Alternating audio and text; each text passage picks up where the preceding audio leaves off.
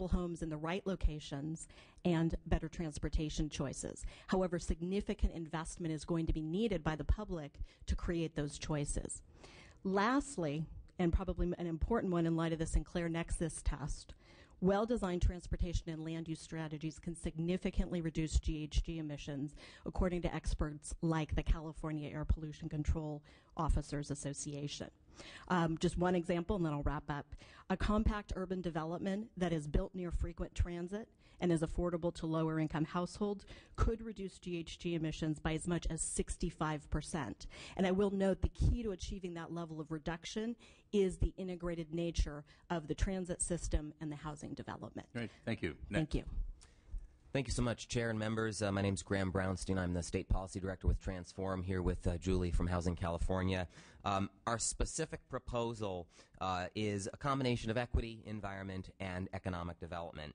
We can achieve significant, demonstrable GHG reductions, improve circumstances for disadvantaged communities and millions of struggling Californians, create good jobs, spur sustainable economic growth, and improve public health by allocating a significant portion of cap-and-trade revenues to targeted smart transportation and land use investments in the following two categories: expanded and improved transit, van pool, bicycle, and pedestrian facilities within developed areas, especially highly congested areas along major commute corridors, and including investments in intelligent transportation systems, such as lights that stay green for transit. Also, more compact, affordable, green-built homes near quality transit and job centers that allow residents to significantly reduce their driving. Also note that homes built under the Low-Income Housing Tax Credit Program are already required to be built at least 15% better than Title 24 energy efficiency standards. So new affordable housing will also reduce GHG by being more efficient than existing structures. Investing in these two areas is a key next step in on-the-ground implementation of AB 32 and SB 375 and is essential for our communities to realize the benefits of SB 375's emphasis on coordinated transportation and land use planning. Finally, dedicating a significant portion of cap-and-trade program revenues to smart and active transportation and affordable homes is especially important for disadvantaged communities and individuals whose high transportation and housing costs consume the vast majority of their modest budgets. And all of us will benefit from improved travel and housing options, increased job creation, and healthier communities. Thank you so much for your time. Thank you. Next. Hi, my name is Gina Goodhill, speaking on behalf of Global Green USA, and thank you so much for holding this hearing once again and taking public comments. We actually also agree with the comments that have been previously spoken by Housing California and then comments that will soon be spoken by Habitat for Humanity, the Los Angeles chapter. Today, we urge you to consider allocating a significant portion of the cap-and-trade revenue to support the incorporation of green building and energy efficiency measures in affordable multifamily housing. When AB 32 passed in 2006, we supported and really championed the language in Section 38565, the Community Empowerment Amendment, with the intent of providing a method for low and moderate income communities to participate in and benefit from their actions to reduce climate change. One of the most effective ways to fulfill the goals of this amendment is through a comprehensive green building approach. Building construction and operation represents 40% of U.S. energy use and 35% of U.S. carbon dioxide production, which I'm sure you know is a major contributor to global warming. Green building is the process of really creating a building and supportive infrastructure that reduces resources, creates a healthier community, minimizes local and national impacts, and really looks at the whole picture. In addition to that, green affordable housing directly benefits individuals and families. Right now, utility costs for low-income families can be up to 25% of their expenses. That's more than they spend on education and healthcare, compared to about 5% for middle-income families. So for these reasons, we once again urge you to consider allocating a significant portion to green building and energy efficiency for these communities. Great. Thank you. Next. Hi, Rob Gutierrez with the California Taxpayers Association. We have quite a few significant concerns with the cap-and-trade proposal before us today. One is that AB 32 doesn't specifically authorize this level of a auction-type fee. We also urge the committee to fully examine how cap-and-trade budget proposals interact with the Sinclair decision, Taxes and fees have clear definitions. Fees must be reasonable. Fees must have a significant nexus to the payer. We also know that from past court decisions that fees cannot be used primarily for the source of obtaining revenue. These are legal questions that need to be fully vetted by this committee, and it's important to have those answers before we move forward on cap and trade. And to this point, we haven't sufficiently explored this issue. So in order to have a successful and viable cap and trade program, we think that these are important answers to discuss. So thank you. Thank you. Next. Good morning. I'm Michelle Pathero with the Nation Conservancy, and thank you, Chair Gordon and members of the committee. Based on our analysis and the analysis of other experts, we do agree with the LAO and Ledge Council that the cap and trade program is authorized under AB 32, which includes an auction. That the fee revenue from the cap and trade auction is a regulatory fee pursuant to the California Supreme Court case Sinclair Paint, as mentioned earlier. And therefore, this fee revenue at a very fundamental level should lead to additional greenhouse gas reductions that benefit California. There is additional language in AB 32 that also should be considered as for guiding principles in greenhouse gas investments, directing investments toward disadvantaged communities, and maximizing environmental, economic, and public health benefits. There are a number of opportunities across the state that will create jobs, clean our air and our water, while also reducing greenhouse gas emissions. The initial categories identified by the governor and the proposed budget is a good start. Natural resources is certainly an area where we have expertise. Energy, land use, and transportation, among others. We do need a more detailed plan. A lot of work has already been done through numerous public workshops administered by ARB, but we do support a coordinated and transparent effort to develop such a plan that involves the administration and the legislature. I do also want to re-emphasize, because this was raised a number of times, that California is not doing this alone. We already have a regional cap and trade program in the Northeast, which includes 9 states. The fee revenues have been reinvested in greenhouse gas reductions in the region, and in this instance in clean energy programs. And it has resulted in $1 billion in energy savings for customers and over $2.5 billion in economic growth in that region. Other countries around the world are doing similar cap and trade programs, including Australia, New Zealand, and the European Union.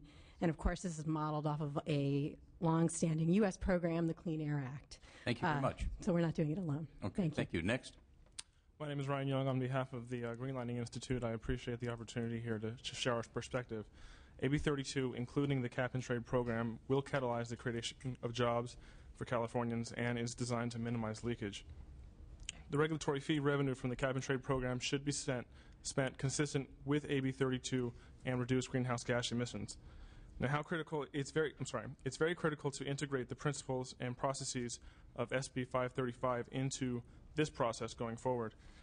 Polling demonstrates that these communities are the reasons that AB 32 survived Prop 23. Thus, it's incumbent on all of us to ensure that the promises to make investments in disadvantaged communities are realized and come to fruit. And with regard to the CPUC process, I want to point out that while we differ from our valued colleagues at Turn, have a little bit different of a perspective, I think the real threat here is what the utilities are proposing. And just to let you know what that is, they propose in order to return the money to folks based upon the more energy you use, the more money you get back, which you cannot consider consistent with AB 32. Thank you. Okay, thank you. Next. William Booth for California Large Energy Consumers Association. This is a group of industrial customers of PG&E and Edison, among the largest customers in the state. We agree with the comments of Turn this morning, and we agree with the approach that the utilities have taken at the Public Utilities Commission. The Commission is the right agency to determine the disposition of the utility allowance auction revenues. It has comprehensive economic jurisdiction and regulation over those utilities. It routinely and in an ongoing way examines their costs, their revenues, and makes determinations about rates that affect all Californians. It is important for the committee to understand that currently the Commission has ordered, pursuant to authority from you, aggressive programs to help energy efficiency, to build new renewables for distributed generation. We spend over $1 billion already for energy efficiency, several $1 billion for renewables. And this money, this program will add, for sure, to wholesale prices. Those prices will come through routinely in the rates that retail customers pay. There is, and there will continue to be, a strong carbon price signal in California rates.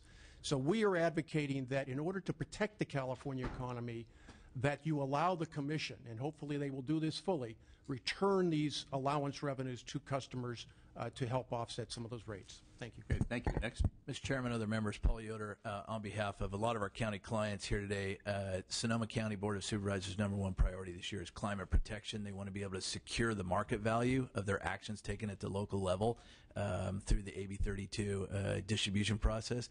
Very interested in working with the committee going forward in terms of what local governments can do to actually accelerate greenhouse gas reductions going forward. So thank you, Mr. Chairman. Yeah, thank you. Next.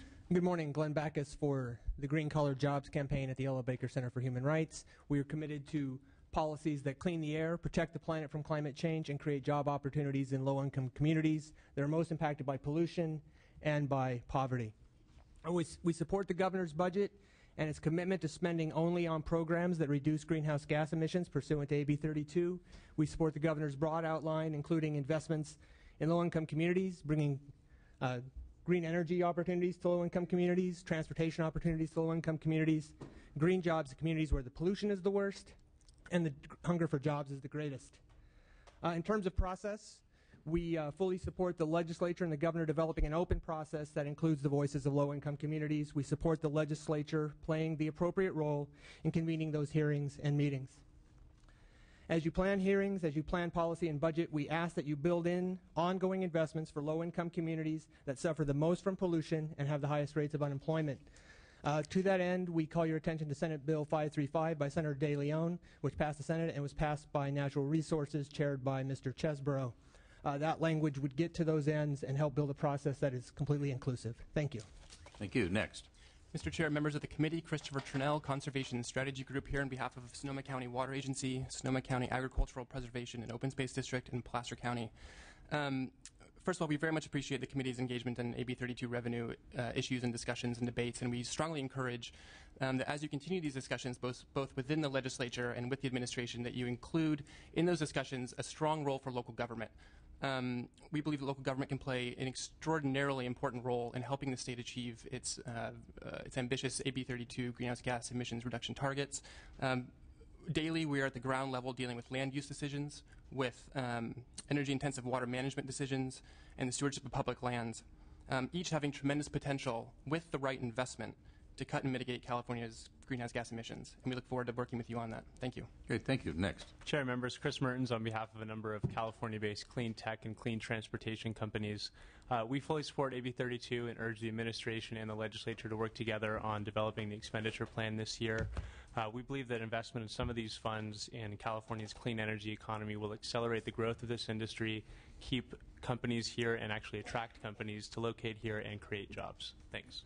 Thank you. Next. Good morning, Chair and members. I'm Sabrina Means with the California Transit Association. Just wanted to remind the committee that the AB 32 scoping plan does state that almost 40% of the greenhouse gas emissions in California do come from the transportation sector. Therefore, it makes sense to consider the appropriate amount of revenue for transportation projects, including public transit and congestion mitigation projects. And I just want to say that we look forward to working with the legislature and administration on developing recommendations along those lines. Thank you. Thank you.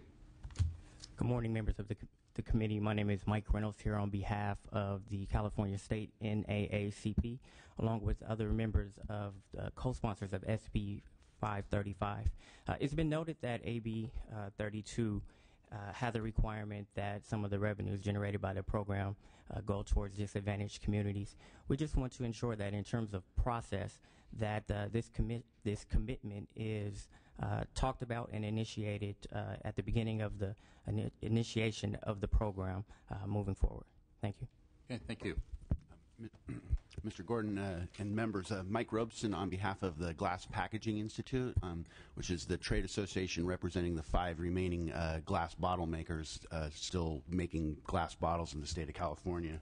I wanted to just comment that I found it interesting that you're hearing a lot of your hearing on revenues actually did turn on concerns in the public testimony on leakage concerns, which is the concern that the Glass Packaging Institute has and has had for since the regulation was under development.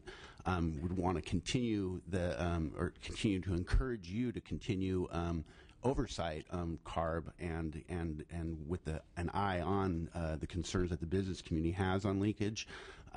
We intend to GPI intends to honor the commitment made by Mr. Quarry and others that CARB is going to continue to have stakeholder meetings and address our concerns. But at the same time, we think that the legislature has a role in this process and would encourage you, even beyond August, after allowances are issued, that this committee stay active, even in the interim, on oversight of CARB. This is probably the most monumental program a state agency has been given authority to implement, and the legislature has a role in making sure it's done right. Thanks. Great. Thank you. Next. Good morning. My name is Nidia Bautista, and I'm Policy Director at the Coalition for Clean Air. Thank you very much, Chairman and members of the committee. No doubt your committee has a very important role this year in terms of implementing a key part of AB 32. To that end, our organization has been very engaged in the adoption of AB 32 and its implementation back since when the scoping plan was first being adopted as well, just to ensure that the requirement to direct investments to disadvantaged communities is fulfilled. That said, we're very proud to be working with the legislature and with Senator De Leon, who has been working on this policy proposal for several years now. A previous effort which was actually sent to a former governor, but there is still a policy alive and well. It's SB 535, and that bill would ensure that we direct a portion of AB 32 revenues within the parameters of AB 32, making sure that we're meeting that nexus to these communities. That said, AB 32 never defined disadvantaged communities, so that's why we need the language in SB 535 to ensure that we're clear about which communities we're speaking to and of. And also to make sure that we're clear about the investment, so that there's clear accountability that we have, in fact, met the commitment in AB 32 to these communities. Some people have said that, oh, perhaps this is just a way to do a carve-out, that special project. This is not. This is all within the parameters of AB 32. This is just ensuring that we have tangible, clear projects here on the ground, here in California, in the communities that are suffering the most from pollution and who have the least resources available to them to actually cope with the climate crisis. That could be energy efficiency upgrades, local energy projects, transit improvements. These are just examples of what can happen.